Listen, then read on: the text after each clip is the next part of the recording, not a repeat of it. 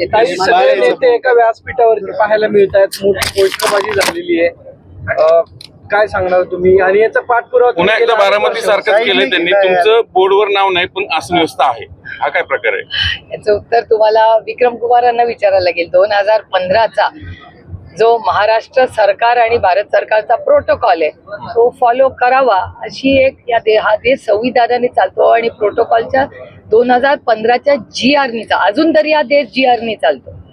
तर तो पाळला नसेल तर ते उत्तर मला नाही विचारून उपयोग सरकारला विचारायला लागेल. शासकीय कार्यक्रमात पण सगळ्या नेते सोबत सुनेत्रा पवार यांचे देखील बॅनर लागले. शासकीयमध्ये हा कार्यक्रम नाही महानगरपालिकेचा पण महानगरपालिकेने लावलेत. नाही, कार्यकर्त्यांनी तेच ना. कार्यकर्त्यांचा उत्साह असतो. ही लोकशाही आहे. तुमचाही लावू शकेल. त्याच्यात काय प्रॉब्लेम? येणार आहेत का कोण? सुनेत्रा पवार. मला कसं माहिती असेल? ताई, काल तुमची उमेदवारी अधिकृत साहेबांनी जाहीर केली. काय सांगाल? एक तर मी इंडिया आघाडी आणि महाविकास आघाडीचे मनपूर्वक आभार मानते की चौथ्यांदा मला ही संधी दिली आहे. मायबाप महाराष्ट्राची आणि बारामती लोकसभा मतदारसंघाच्या मायबाप जनतेचे मी मनपूर्वक आभार मानते की त्यांनी जो मला विश्वास दाखवला. आणि आज मला एका गोष्टीचा आनंद होतोय की सचिन दोडके असतील, सायली असतील, हे सगळ्या लोकांनी त्या सगळ्यांच्या प्रयत्नातून त्यांचं आणि आमच्या सगळ्यांचं एक स्वप्न, एक अप्रतिम हॉस्पिटल ज्याचा प्रचंड पाठपुरावा हा सायली आणि सचिन दोडकेंनी केलेला आहे. आणि त्यांचं हे स्वप्न मायबाप जनतेची सेवा करण्याचं स्वप्न, एक आरोग्याचं मंदिर इथे जे उभं होतंय त्याचा आम्हाला मनापासून आनंद आहे. आणि मी सचिन आणि सायलीचे मनपूर्वक आभार मानते कारण का त्या दोघांनी प्रचंड ह्याच्यासाठी फॉलो अप. हॉस्पिटल स्वागतच येत आहे पण मुद्दा असा आहे पालिका पहिल्यांदा कर्ज हमी देते 350 कोटीची एका खासगी. मी ह्याच्याबद्दल विक्रम कुमारांचीही बोलले होते कारण का मला असं वाटतं की सरकारने कधीच कुठल्याही प्रायव्हेट ऍक्टिव्हिटीसाठी हमी देऊ नये या मताची मी आहे. किंवा मग त्याचं जे अरेंजमेंट आहे हे मला तरी योग्य वाटत नाही. आणि ह्याच्याबद्दल आम्ही सत्तेत असतानाही हा मुद्दा मी मांडला होता की जेव्हा तुम्ही कॉर्पोरेट्सला या गोष्टी देता तेव्हा सरकार कसं हमी देणार?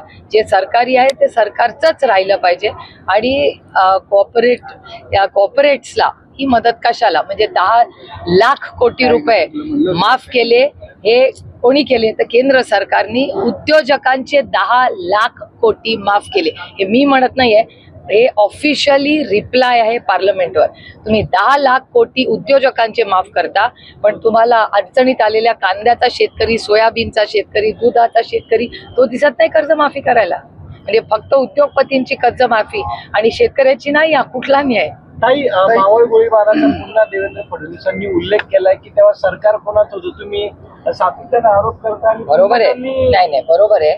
त्यांना फक्त विचार करा की तेव्हा पुण्याचे मंत्रीपद कुणावर थोडे होते? मावळचा जेव्हा गोळीबार झाला मी तर काय राज्य बघत नव्हते. मग राज्यात कुणाचं सरकार होतं?